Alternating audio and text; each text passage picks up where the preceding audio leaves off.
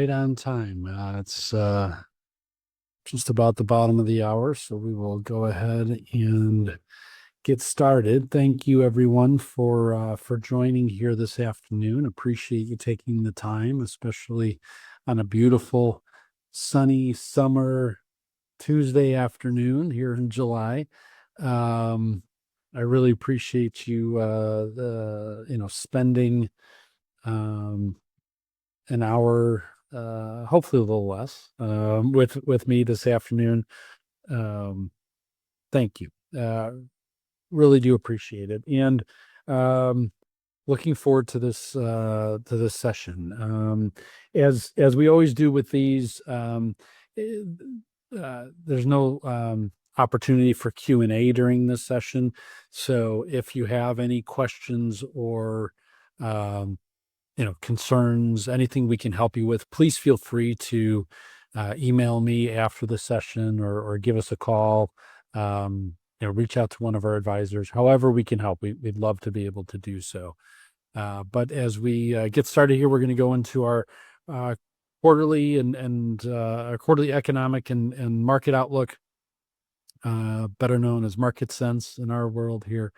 And again, really appreciate you taking the time. So, um, before I get going, one of the things that I won't be covering today is the recent passing of the whatever they're calling it now, the big beautiful bill, the big boost bill, the Budget Act. There's a long name for it. I don't recall what that is.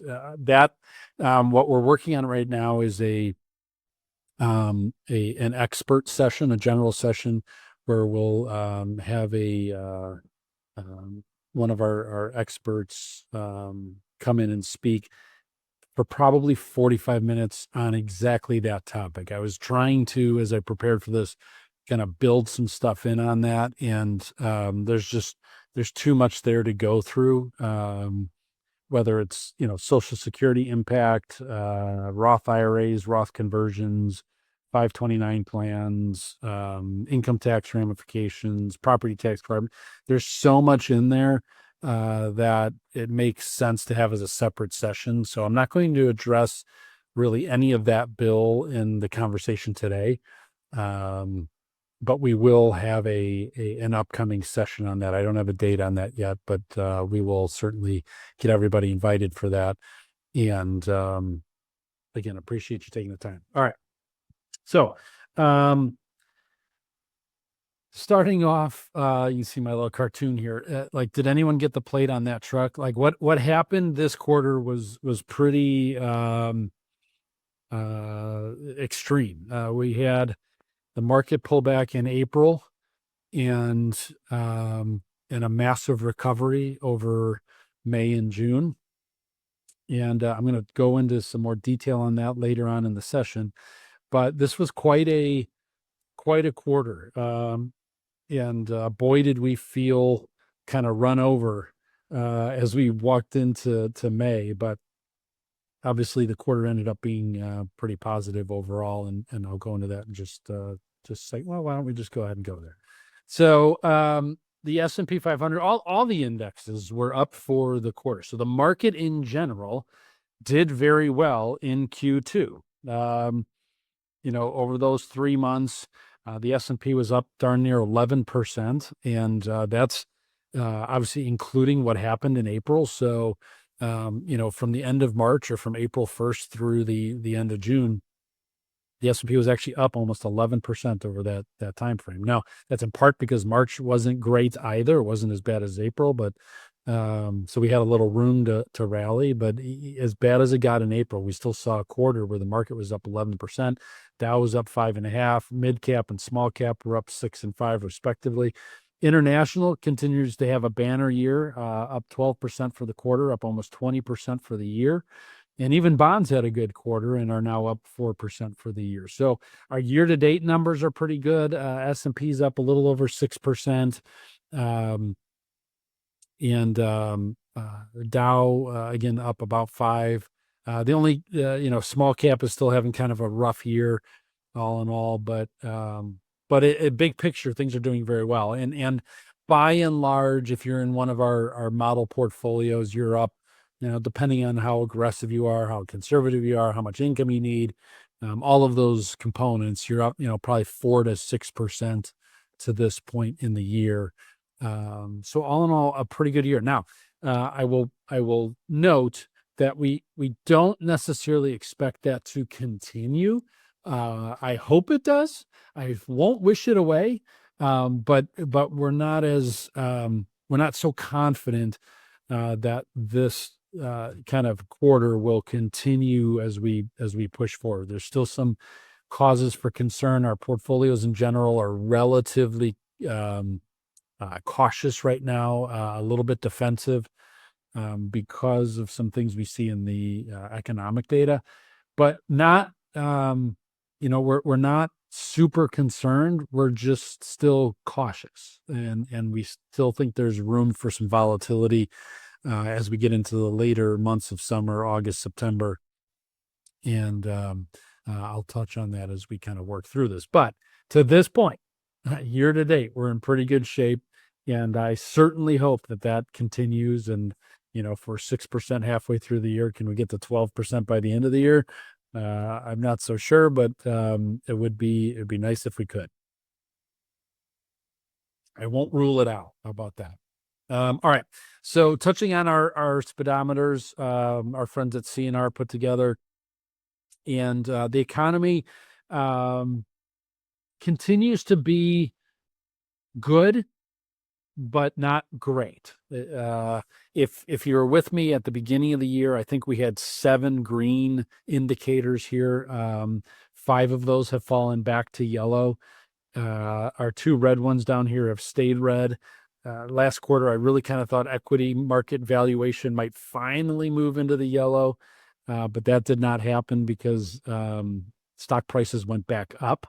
That's not necessarily a bad thing, certainly not for our statements, but relative to valuation, it wasn't a good thing, and I'll touch on that in a slide or two here. But inflation started to bump up again here, so we've seen that come back into the yellow. Labor markets back into the yellow. Monetary policy, U.S. economic outlook back into the yellow. So things that had been green have now peeled back into the yellow throughout the first 2 quarters of the year, and all for good reason. Now, again, my note here is this: yellow isn't necessarily bad; it just isn't good. It's neutral. It means for the next handful of months, we're not sure which way things are going to go. And so we're in a relatively neutral position and cautious as to what we see coming down the line. But it doesn't necessarily mean bad, right? We're not in the red. We're not seeing declining economic data. By and large, the economic data, as you'll see as I go through this, is pretty good. And at least in a lot of ways, not worsening.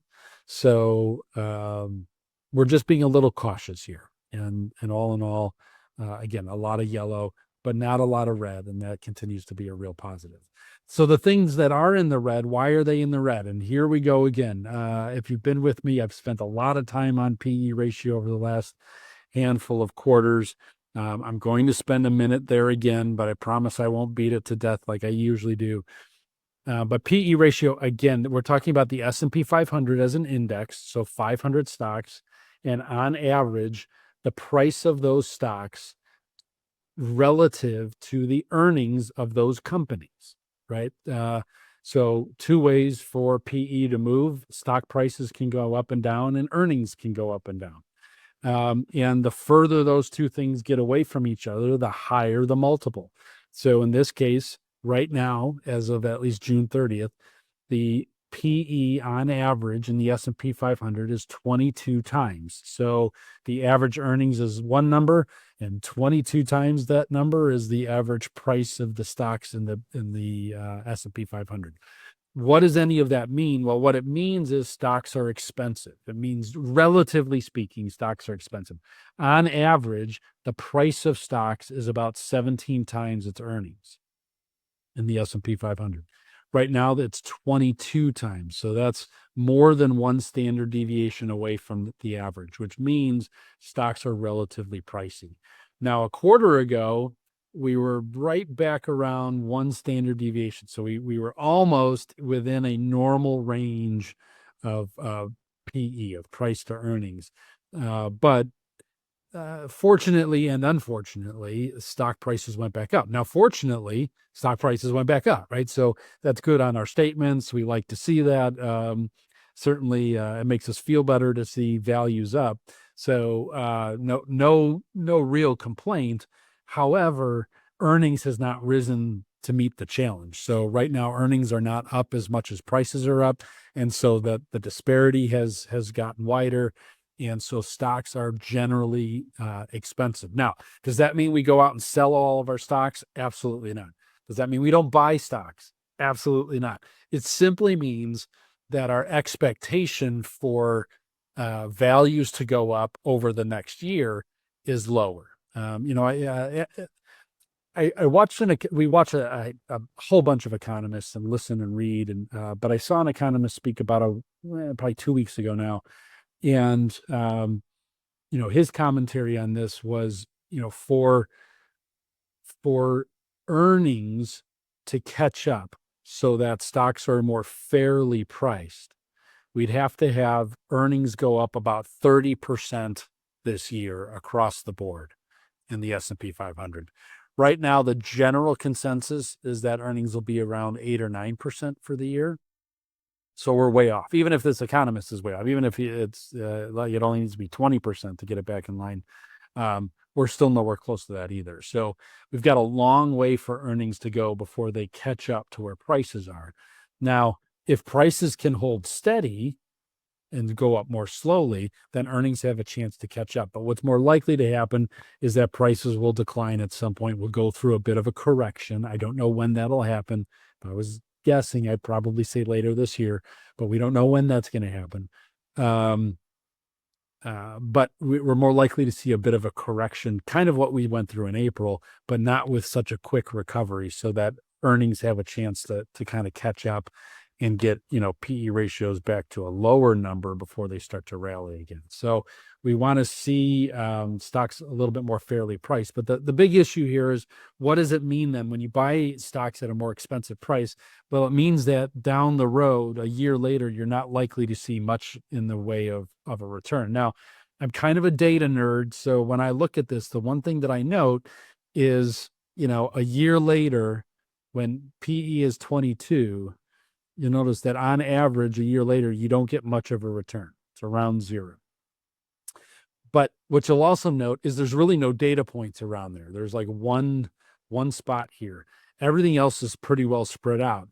When PE in the past has been around 22, we've either had really, really good years or really, really not so good years. And I have no way of telling you which one this is going to be. So on average, that means we're around zero. But in history, we've seen significant volatility when PE reaches 22. And so, again, in our opinion, we're more likely to see something of a correction, something of a pullback, 10 to 15% pullback, that gets us more on par with what we expected this year to look like, which is a pretty flat year. We expected 2025 to be relatively flat. The fact that we're up 6% right now is terrific, but we still think there's some room for volatility here where we might see a flat year. Hope not, but still likely. Top 10. So if you've been with me, I've spent some time on this in the past, and this was one of those kind of aw shucks moments this last quarter, because the top 10 stocks in the S&P 500 a quarter ago, because they had fallen so much in price, had fallen to about 35% of the total market cap. So in other words, the top 10 stocks were making up 35% of the S&P 500 by market weight. Another way of saying that is the other 490 stocks in the S&P 500 were only making up 65% of the weight of the market, or the weight of the S&P 500. but that was down. So I was kind of excited because it peaked at about 40%.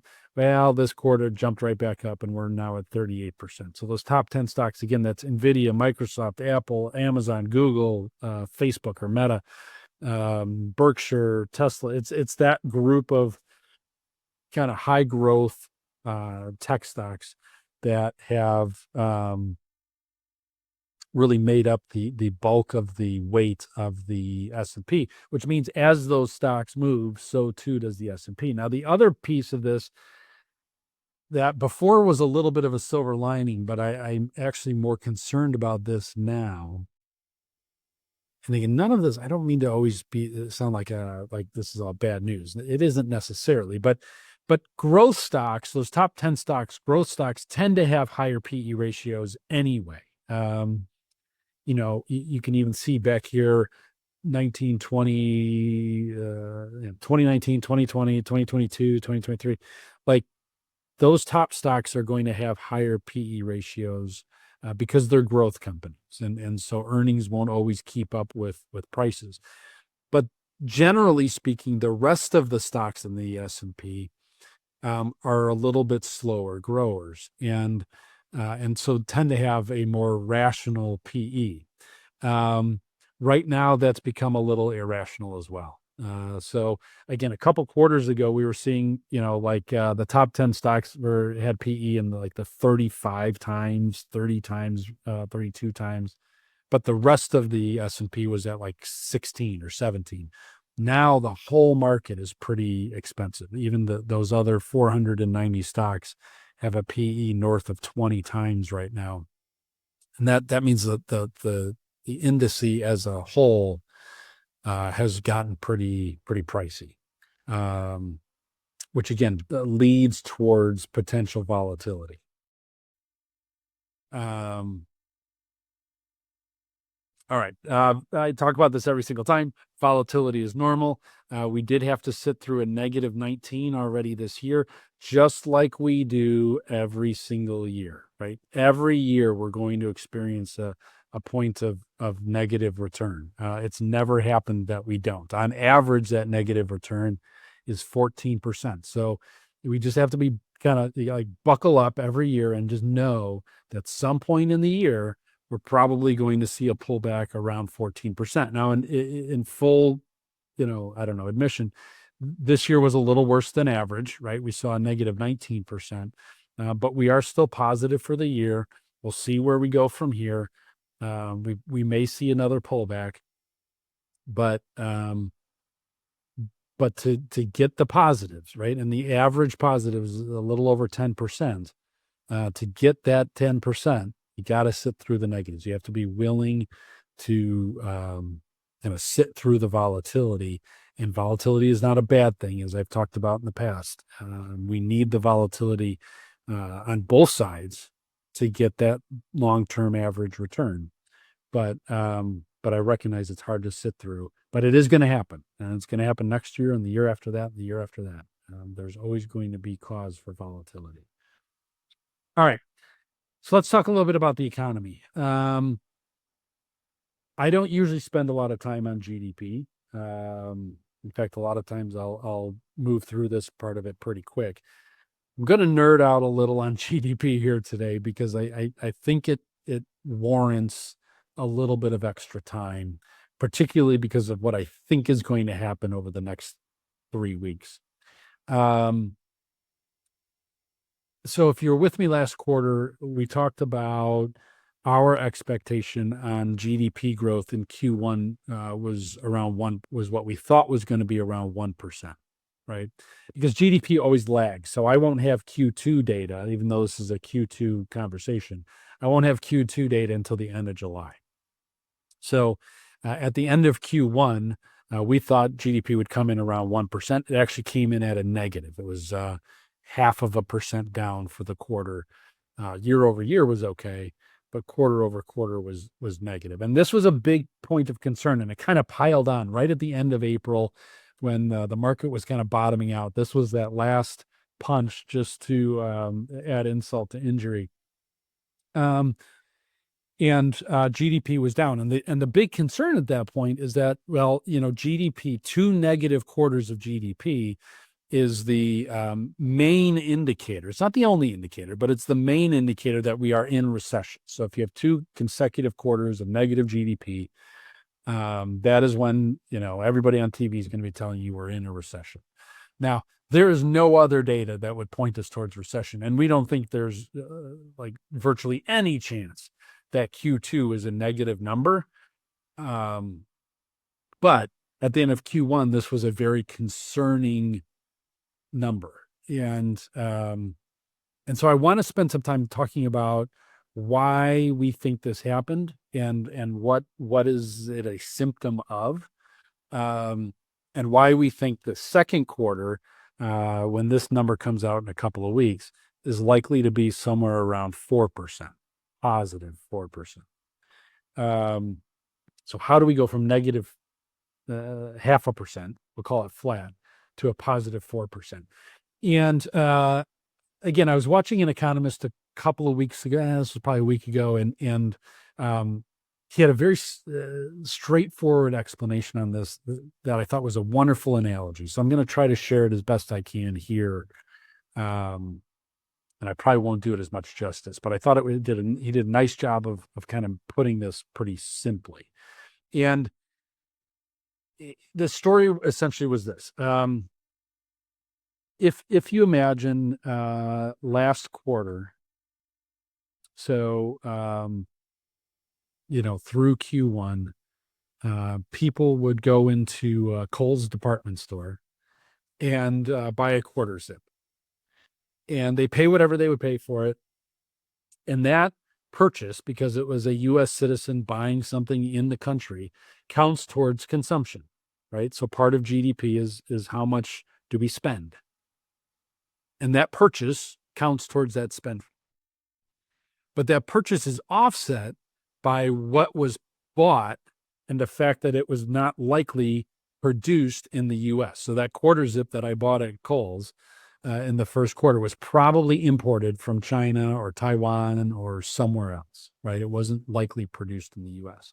And so there's an offset. If that, as far as GDP is concerned, if Kohl's purchased that from China for $20 and sold it to me for $40, that gets offset. That $20 counts towards consumption, but you kind of don't get the double dip because it's not gross domestic product. That product that was sold was not domestic. It was imported.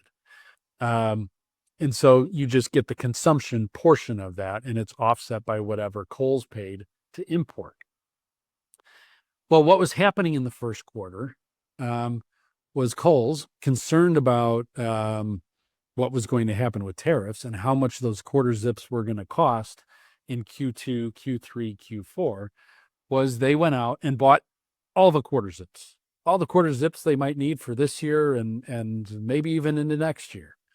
They bought every quarter zip they could find because they wanted to pay current prices rather than being concerned about prices going up relative to tariffs. So even though I might have bought that quarter zip, they spent so much on quarter zips that not enough people could buy, because typically Kohl's is going to buy enough product that they expect to sell some percentage of the 80%, 90% of the product in that quarter. And they're just going to keep doing that quarter over quarter. They're not going to stock up inventory in expectation of prices going up. But that's exactly what they needed to do in the first quarter. So they went out and bought a whole year's worth of inventory and only sold a quarter's worth of inventory. So what happened? Well, we ended up with negative GDP, right? More product was imported than was sold. So consumption couldn't keep up with what was being purchased, right? So that's why net exports was negative. So what's going to happen in the second quarter, we expect, is that's going to flip on its head. Kohl's did not go out and buy any more quarter zips, but people kept showing up and purchasing them through the store. And so now you're going to see this giant increase in consumption because you're getting sort of that full value, that $40 that I pay goes directly towards consumption instead of being offset by the import. I hope that makes sense. But so we expect to see a giant increase in GDP. Now, why am I going to this extent? One, it's to offset some fear that came in at the end of Q1. But two, I want this group, as you watch this, to be prepared for what you're probably going to hear over the next couple of weeks. And that is GDP is 4%. Everything is fixed. The politicians did a great job. And the US economy is stronger than ever, right? Because politicians will want to take credit for, for positive GDP.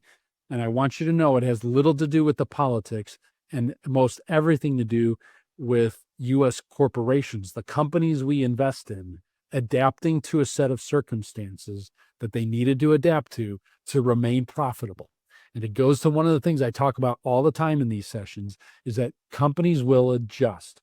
Companies want to be profitable, and they will do what they need to do to adjust to the current set of circumstances to remain profitable. And that's exactly what, in my silly analogy, Kohl's was doing in Q1. Now, Kohl's is a bad example because right now it's kind of hopped into like a meme stock and like GameStop was a couple years ago, and all of a sudden we've seen some crazy, like I think Kohl's is up like 60% in the last 2 days. So I'm probably using a bad example there, but companies did what companies needed to do to adapt to what was happening at the time, and it's companies, the great companies in the U.S. and around the world that are making these choices. And that's what's really going to drive GDP. But by the way, average it out, we're right on average, right? If long-term GDP is about 2%, you take flat first quarter, 4% second quarter, guess what? That averages out to about 2% per quarter. So we're right on trend line, we believe. But just be aware as you're kind of hearing everybody taking credit for this phenomenon that we're likely to see in Q2. It really doesn't have anything to do with just how smart our politicians are. It has way more to do with how smart our businesses are in the US. All that said, we do expect GDP to slow down through the balance of the year, probably 1 to 1.5% Q3 and Q4. And a big part of that is what's been happening in government spending. So partially because of what happened early in the year with government layoffs, but just in general, government spending is down significantly this year. You can see here, I'll just start picking on dates, 2022, 2023, all the green here, that's government spending. And what you don't see in Q1 is much in the way of a green line. In fact, government spending was negative in Q1. So we're not seeing the same type of government spending that we've seen. And that has been over the last, couple of years, making up about 1%. Actually, the number is 0.9%, but 1% of GDP. So if you peel out that 1% and everything else is kind of running at 2.5%, that's why we're kind of thinking we're going to end up between 1 and 1.5% the balance of the year this year, because government spending has decreased significantly this calendar year. I can't promise that it will always stay that way, but at least for now, it's down. And while government spending is down, GDP will likely be down as well. I threw this in. I haven't used this slide in a while, but we've had some questions about recession, so I just wanted to toss it in here. And really, through the second quarter, we didn't see a lot of concern around recession. Still a lot of yellows and greens. In May, we saw a couple of oranges kind of start to pop up, but there isn't a lot of recession pressure right now. Most areas are doing just fine. It's not all hunky dory like it was back here, but we're not seeing a lot of recession concern. And again, we don't. In no way do we expect to see negative GDP 2 quarters here anytime soon. We do think things will continue to slow a bit. That's why all those indicators are yellow. That's why we continue to be cautious. That's why portfolios continue to be a little defensive. We do think the economy is continuing to slow, and that will have some impact on earnings and growth, and thereby dividends. But all in all, the economy is still doing well and is still strong. Job openings have slowed down a bit, but are still kind of long-term averages. Quits have continued to decline, so people aren't leaving their jobs. If there's any concern in labor, it's that layoffs have kind of seen this trend. Now, still not well below, still below long-term averages, but trending back towards long-term averages. So we're seeing more layoffs, but people are still able to find jobs, right? The job market is still relatively healthy. And so we're not seeing a ton of then unemployment. In fact, unemployment, thankful, if I had to point to a piece of good news, um, unemployment has really leveled off. We had seen, it's the gray line under there, which you can't see, so you have to kind of interpret it a little bit, but it has leveled off. We had been seeing this number here, this 4.2 number, seems it had been going up about 0.1% every quarter. It was 3.8, then 3.9, then 4, then 4.1. It's kind of been stuck now at 4.2 for about 3 quarters, which is good. We're seeing that level off. We're also seeing wage growth level off, so it's not shrinking. So wage growth is consistent, and unemployment is well below long-term averages, right? Unemployment average is about 6, and right now we're at 4. Wage growth is 4, and right now we're at 4, right? So we're seeing consistent average wage growth with below average unemployment, which is very healthy for unemployment wages and labor. So these are all good numbers. So if I was trying to find for the economist who says right now that the market's going to go up another 10% this year, this is a check in their box, right? This is very strong data to support a healthy economy, because as long as people are working, they have money to spend. And when they're spending it, that's good for GDP. It's good for U.S. companies. And so generally speaking here, this is pretty good data, and one of those things that can point to the potential for a positive year, even though, again, we still think there's some negative opportunity ahead. And this is one of the biggest reasons why. Inflation has been, again, creeping in the wrong direction. End of last year, it was heading up. In fact, it had gotten above 3% again. Then through the first quarter, it went down to where we got to about 2.4 at the end of the first quarter, then down to 2.3 in April.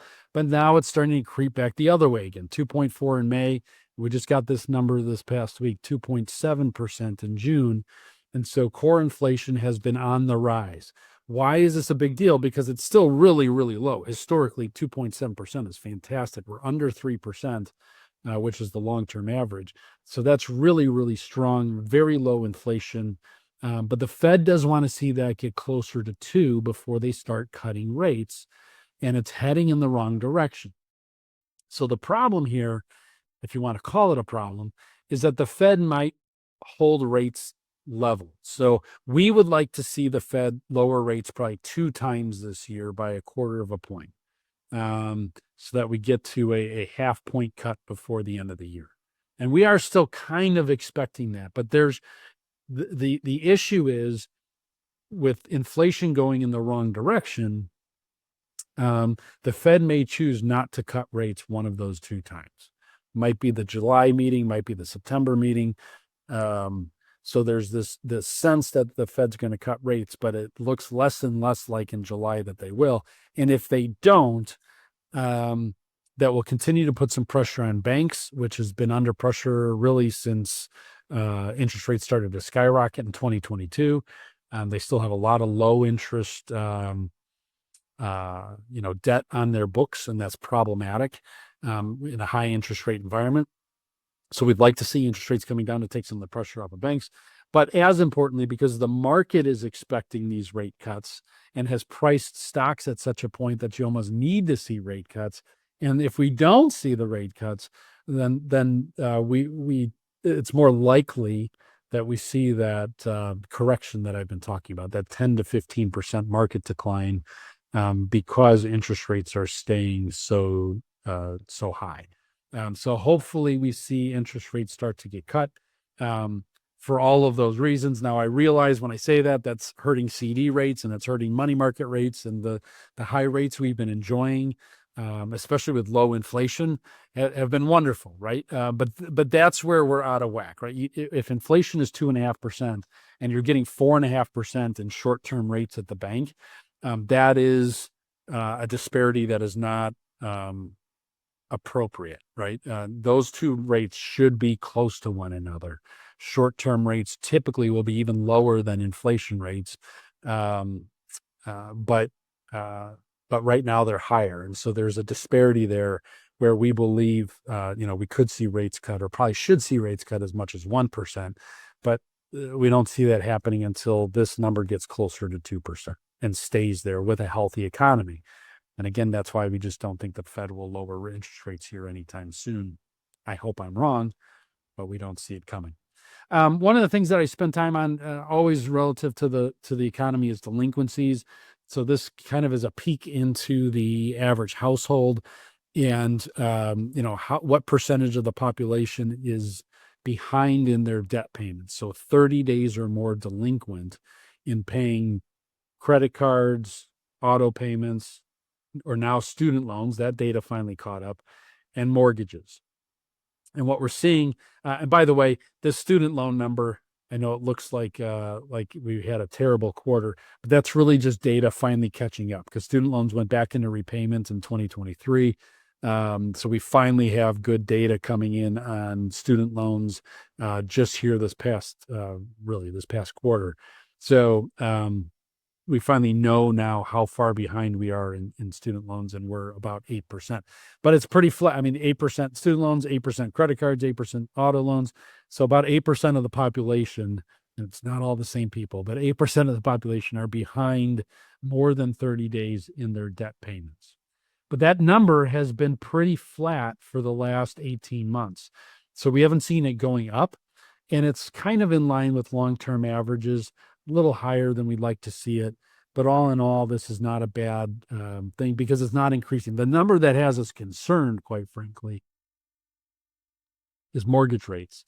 The delinquencies in mortgages is now about 4%, and that number is climbing, and it's higher than it's been really since 2013, or at least about where it's been since 2013. So we're kind of getting above trend line on mortgage delinquencies, and that isn't good. That long term, that's not obviously sustainable. We want to see that number below 3%.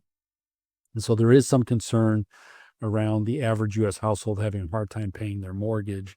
But we need to continue to keep an eye on that data, because across the board, the rest of the data is pretty steady.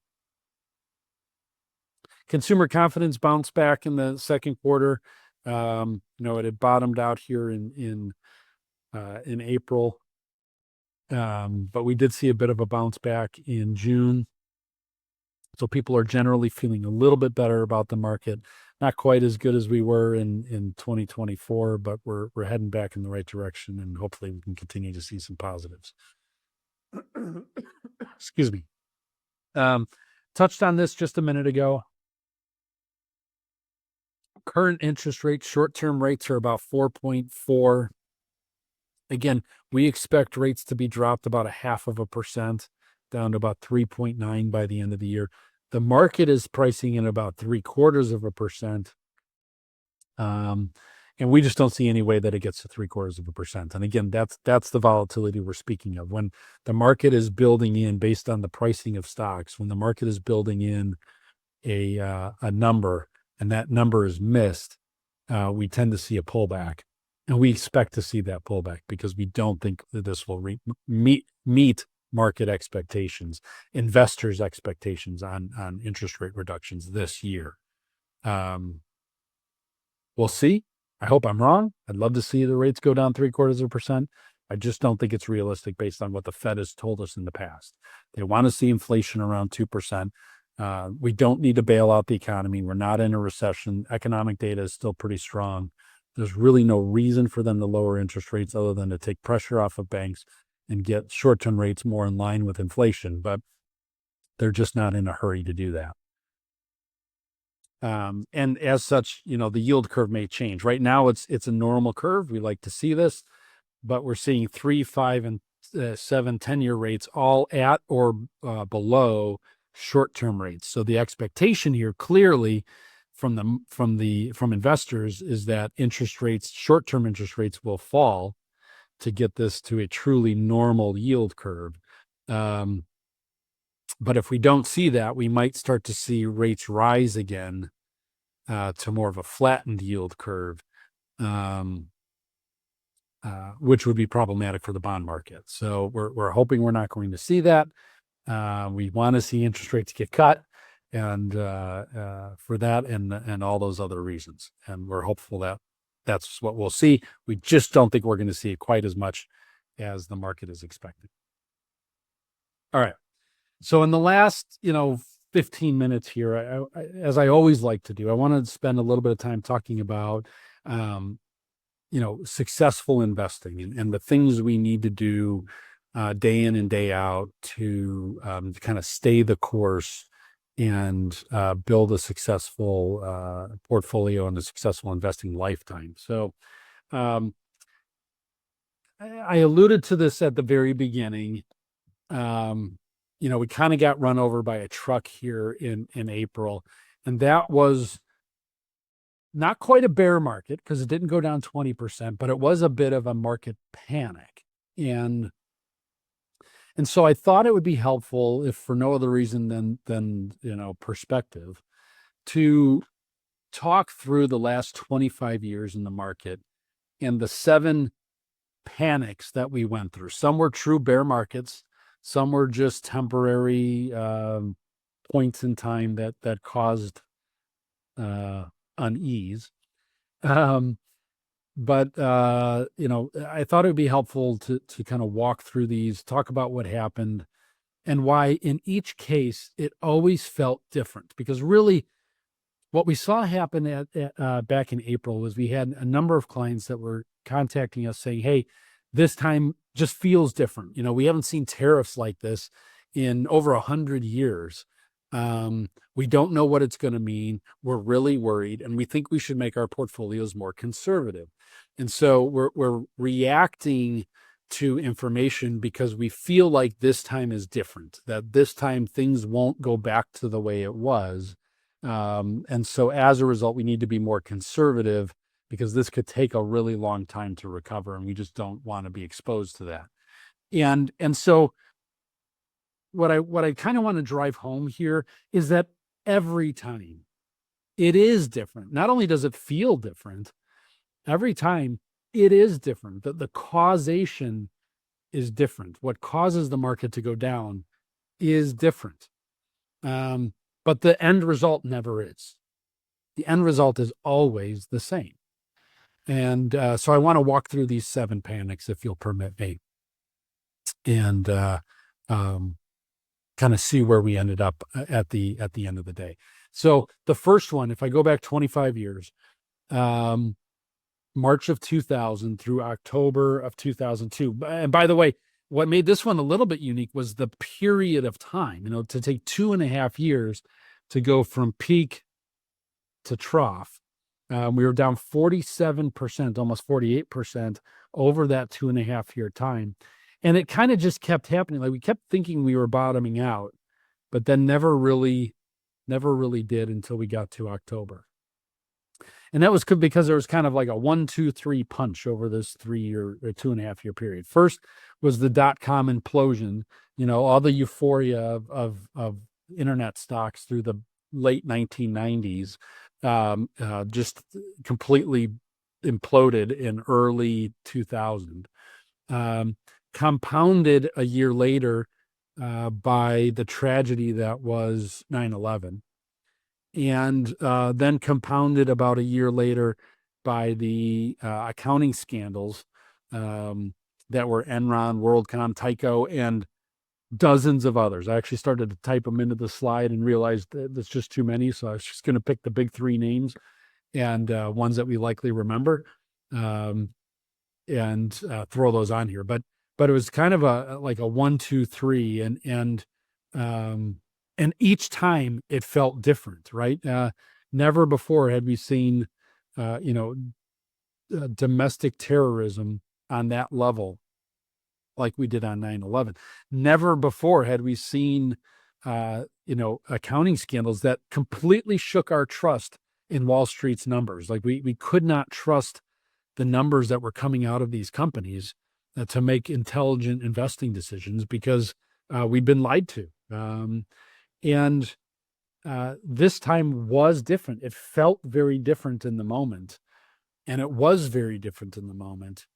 And in no way, in any of this, because I realize that I'm probably like bringing up some sore subjects and triggering some PTSD, and in no way am I dismissing the way that we all felt at the time. We have every right to feel scared and nervous and cautious.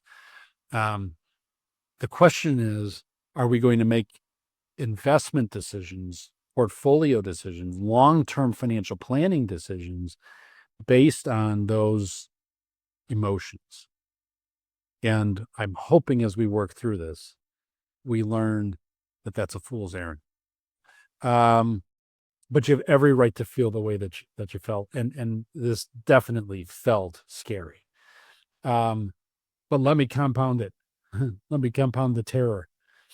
Just a few years later, we go through what is commonly now referred to as the Great Recession, 07 through 09. Shorter, not 2.5 years. This one took about 18 months. But over those 18 months, the market declined over 50%. Peak to trough, the market was down 54% over that 18 months. Now, thankfully, most of our portfolios, 401ks, that kind of stuff was broadly diversified. So we were only down maybe 30%. But this was a time where most of you on this call were either starting your careers or in the middle of your careers, eyeing retirement. And this is a really scary time. Now, the reality is it was glorious because we were buying our every time we made a contribution into our 401k, we were buying stocks 2 for 1, right? 50% off. And rarely in our lifetimes will we ever get the opportunity to buy the same good quality companies and mutual funds and ETFs at half price. Very rarely will that be the occasion, but we had that opportunity, but it sure didn't feel like it at the time. Sure didn't feel like, hey, guess what? Good news. I'm buying, I'm getting a 2 for 1 sale. It felt awful at the time, and it felt different. Global financial meltdown, subprime mortgages. Nobody was being underwritten. What an absolute mess. Lehman Brothers goes under. AIG almost goes under. Unemployment over 10% for the first time in 30 years. What a mess. What a mess. And boy, did it feel different in the moment, because it was. But the outcome wasn't. The next one, the third panic, 2011. This is one that is rarely recalled, in part because it wasn't a true bear market. We never got to negative 20%. That indicates that bear market level. It only ever got to 18%. But over this 7-month period, we had a major debt crisis in Europe. Some will remember that like Greece currency was about to essentially explode. Greece got bailed out. The Tea Party here in the U.S. was pushing for a government shutdown because they did not want to raise the debt ceiling. And for the first time, as a result of all of that, the S&P and other credit rating agencies lowered the debt rating on U.S. sovereign debt. For the first time in history, the U.S. did not have a AAA debt rating. Boy, was that different, right? And all the things that were going to come of that at the time, right? Nobody will want to buy our debt anymore. We'll no longer have U.S. debt as the global standard. That will devalue our currency, and the whole economy is going to fall apart as a result. Now, none of those things actually came true, but in the moment, it sure felt like that might happen, and caused all sorts of concern. That was a big apocalypse du jour. It was something that of the day felt apocalyptic, and ended up being much ado about nothing. But in the moment, it sure felt like it. Our next panic happened in 2018, and this is one that most people kind of forgot about. Again, about an 18% pullback over a 3-month period, 4-month period, because it was happening primarily during the holidays. So we saw a massive correction right around Christmas Eve in 2018, and it happened really for two big reasons. One, this was right after Fed Chair Powell took office, and had raised interest rates 4 times throughout the year, which was sorely needed. We were big fans of this in 2018. We wished it had happened in 2017, but we needed to see interest rates going up, and we finally got it in 2018. But towards the end of the year, we saw the longest government shutdown in history. As a result of the debt ceiling not being settled, the government shut down for 35 days, over a month of shutdown, and the market spiraled as a result. And that was different. Again, in the moment, it all makes sense. It feels different. It feels scary. And this was no different. To have the government completely shut down for 35 days was a really scary time. And will we raise the debt ceiling? And if we don't, what does that mean? And yet, cooler heads, as they always do, prevailed. The debt ceiling went up. The government went back to work. And everything turned out okay. But speaking of shutdowns, and then now we hit 2020. So this is panic number 5. COVID, U.S. economic shutdown, $5 trillion being pushed into the economy. GDP declines 19% in 3 months. Well, I was talking earlier about the concern around a 0.5% decline in GDP over 3 months. This was a 19% decline in GDP in 3 months, the worst we had seen in almost 100 years. More cash pushed into the economy.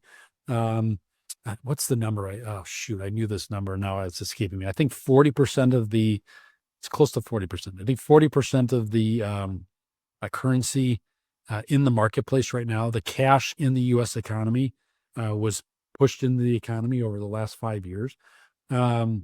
Tremendous amount of cash, total economic shutdown in the U.S. and around the world, and a global pandemic that we hadn't experienced in 100 years.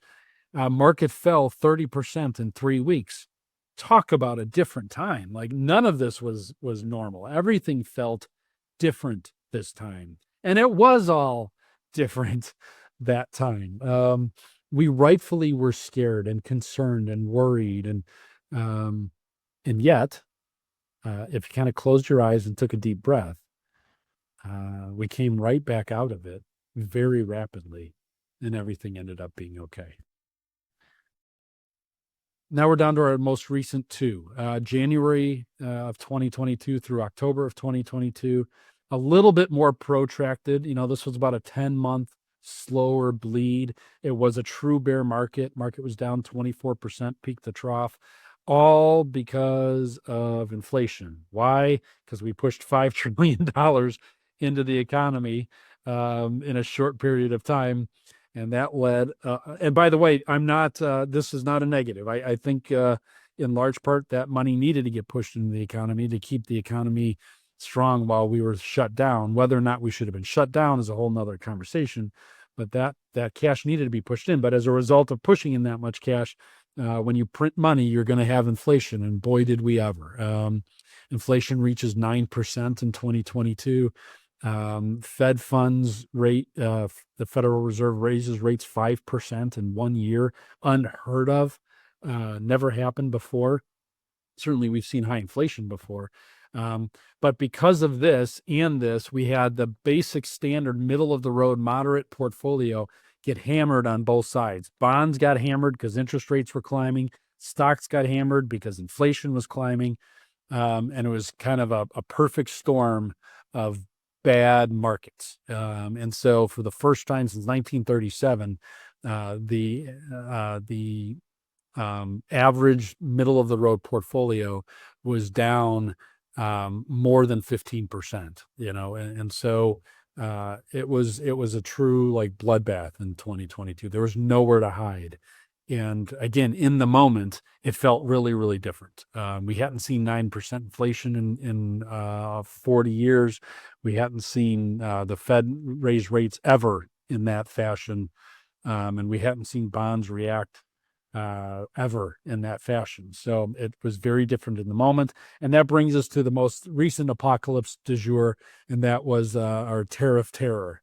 What happened here in February through April, market was down 18%. Most of that happened over the last couple of weeks of March into early April, but a very short run, just about 3 months. But again, it felt different in the moment. We haven't had tariffs this high in 100 years, and how do we react to that? Well, the key is not to react to it. The key is you have a beautifully designed long-term financial plan that is being served by your beautifully designed long-term portfolio. And we don't want to react to anything, because if over that 25 years you simply stared out the window and did nothing, the equity portion of your portfolio was up something like 5 to 6 times, 500 to 600% over that 25 years. And notably, most of that happened the last 15 years, because the market was pretty much flat from 2000 to 2010, point to point. It went down, it went up, it went down, it went up. Point to point, that 10 years was relatively flat. So most of that return happened in the last 15 years. But the way you got there was patience, discipline, faith in the future, the things we've talked about time and time again for making a quality long-term investment. You've got to remain calm. And by the way, that's what you have an advisor for. This is the biggest part of what we do for any client, is avoid the emotional mistakes. Keep us on path to making rational choices rather than emotional ones, because we're all human. We're all going to have emotional reactions to what's going on. Every one of those was emotional. And in every case, it made all the emotional sense to make a change to your portfolio, but it made no rational sense, because rationally, over time, if we're in this thing for the long haul, and we all are, we all invest for a reason, and that reason varies, but it usually is to maintain lifestyle through our retirement, on top of helping kids and grandkids and charities and everything else. We need our money to last a really long time, so our time horizon is exceptionally long. And in the long run, the only rational choice is to stay invested. But in the short run, it sure doesn't feel that way. So, as I always do, I will leave you with this slide, and that is stay the course. Stay patient, stay disciplined, remain calm. If you're not, please give us a call. That's what we're here for. And I really appreciate the time here this afternoon. Thank you for spending about an hour here.